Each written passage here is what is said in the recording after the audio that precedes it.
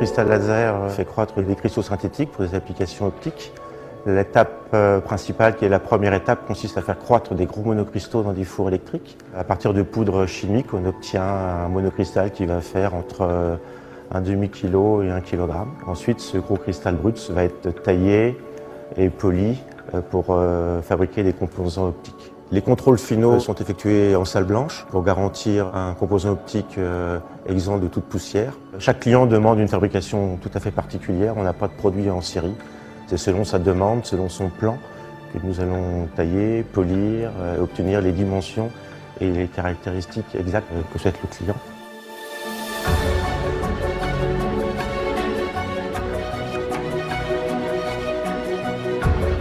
Ça fait 20 ans qu'on développe des cristaux. Il n'y a que 3 sociétés au monde qui fabriquent ce type de cristaux. On consacre 30% de notre chiffre d'affaires à la recherche. On a développé 5 nouveaux matériaux avec l'aide de la Direction Générale de l'Armement, d'Oseo, la région Lorraine. Plus de 70% de nos produits partent à l'étranger, plus de 20 pays et à peu près sur tous les continents, que ce soit les États-Unis, l'Asie et l'Europe bien sûr. On est une petite équipe, 20 personnes, ce qui nous donne donc de la réactivité pour répondre aux différentes demandes de nos clients. Déjà, le maître mot dans la vente de nos cristaux, c'est être proche du client et être très réactif. Nos clients se divisent en 3 catégories. La première catégorie, c'est le médical, pour des applications relatives aux yeux, à la peau. On trouve aussi nos cristaux dans les lasers industriels, pour tout ce qui est usinage, marquage, découpe. Et puis le dernier volet, je dirais, c'est tout ce qui est application militaire et aérospatiale. Et avec donc en point d'orgue pour Cristal Laser, le lancement de Curiosity au mois d'août 2012. Le rover a été équipé d'un laser dans lequel on trouvait des cristaux de RTP fabriqués à Nancy. La technologie lorraine sur Mars, un cristal fabriqué par Cristal Laser embarqué sur le robot Curiosity dans la mission américaine d'exploration de la planète Mars. Cristal Laser est implantée à Messin, près de Nancy. Elle est spécialisée dans la production de cristaux synthétiques qui font varier la fréquence des lasers pour obtenir des couleurs différentes. Fondée par 2 ingénieurs, cette PME lorraine qui emploie aujourd'hui 20 salariés a vu le jour en 1990 grâce à un transfert de technologie de l'université Henri Poincaré. On a été embauché par l'université Henri Poincaré qui a servi de pépinière d'entreprise pendant 1 an. Car aucune société privée ne voulait récupérer cette technologie, car c'était trop innovant. Il y avait un nouveau produit, un nouveau process, des nouvelles applications, et on a rajouté une nouvelle société. Et c'est vrai que ça a été 7 ans de galère, parce qu'il a fallu passer d'une technologie laboratoire à un process industriel, et aussi de convaincre nos clients d'utiliser nos produits et d'atteindre un équilibre financier. Leurs petits noms sont ceux de leurs formules chimiques, KTP, KTA, RTP ou LBO, des cristaux artificiels utilisés comme composants optiques pour les lasers, dans des applications industrielles, militaires, spatiales et médicales. Nos clients sont des fabricants de lasers qui intègrent notre cristal pour des applications dans tous les domaines. Par exemple, le médical, qui est notre premier secteur d'activité, au niveau de l'ophtalmologie, la correction de la myopie, le cancer, la dermatologie. Sinon, au niveau de l'industrie, on peut graver avec ces lasers des câbles, des verres pour lutter contre la contrefaçon. Sinon, vous avez aussi le militaire pour mesurer la distance. Et finalement, aussi le spatial. Après Curiosity, un satellite de Météosat va mesurer la vitesse des vents. Cristal Laser élabore des cristaux toujours plus performants dans un domaine où innovation rime avec patience. De l'étude à la commercialisation, il peut s'écouler plus de 10 ans. Les cristaux conçus par cette PME n'existent pas à l'état naturel, comme par exemple le diamant. Ils doivent être synthétisés par des process très complexes et très longs. Pour fabriquer un cristal synthétique à cristal laser, nous utilisons des fours électriques, un peu comme une recette de cuisine. Nous positionnons au centre des fours un creuset, c'est-à-dire un récipient qui contient les poudres chimiques. Nous utilisons bien sûr des poudres chimiques différentes selon les cristaux à produire. Le mélange est porté à haute température, c'est-à-dire au-delà de 1000 degrés, et il devient liquide. Et c'est la gestion fine de refroidissement du four entre 1000 degrés et 800 degrés qui permet la croissance de cristaux de cette dimension-là et d'un poids variant entre 500 grammes et 2 kg. Ça se développe un peu comme une plante verte. Après la fabrication de ces monocristaux, vient ensuite l'étape du façonnage et du polissage pour obtenir un petit cube qui vient intégrer le laser pour lui donner sa couleur et son efficacité. La couleur d'un laser a un rôle déterminant Si on fabrique des lasers verts, jaunes, rouges, c'est pas uniquement pour les chauds lasers, mais parce que aussi notre organisme, la matière, notre organisme réagit différemment en fonction des couleurs. Par exemple, si vous faites opérer au niveau de votre rétine, on va utiliser un laser vert. Si c'est un cancer, on va utiliser un laser rouge. Si c'est pour faire de la gravure, on va utiliser un laser UV. C'est pour ça que Cristal Laser est obligé de développer différents cristaux pour atteindre ces différentes couleurs. Cristal Laser développe en permanence de nouveaux cristaux pour répondre aux besoins de ses clients. Un tiers de l'activité de l'entreprise est consacré à la recherche et développement pour créer de nouveaux matériaux et améliorer les anciens. Une mission confiée aux chercheurs de la société. Nous devons continuellement, constamment améliorer la qualité de nos cristaux pour être devant nos concurrents. Mais d'un autre côté, la particularité de Cristal Laser, c'est qu'on développe des nouveaux cristaux. Et pour ça, il nous faut 10 ans à nos chercheurs pour trouver les bons paramètres de croissance et la bonne formule chimique. Ces nouveaux cristaux permettront dans le futur d'opérer des tumeurs dans le cerveau qui ne peuvent pas être traitées actuellement par les rayons X. Cristal Laser réalise 70% de son chiffre d'affaires à l'exportation, dans plus de 20 pays dans le monde, Europe, États-Unis, Asie et depuis peu en Chine. Avec une croissance de 15% par an, Cristal Laser réalise un chiffre d'affaires de 3,7 millions d'euros.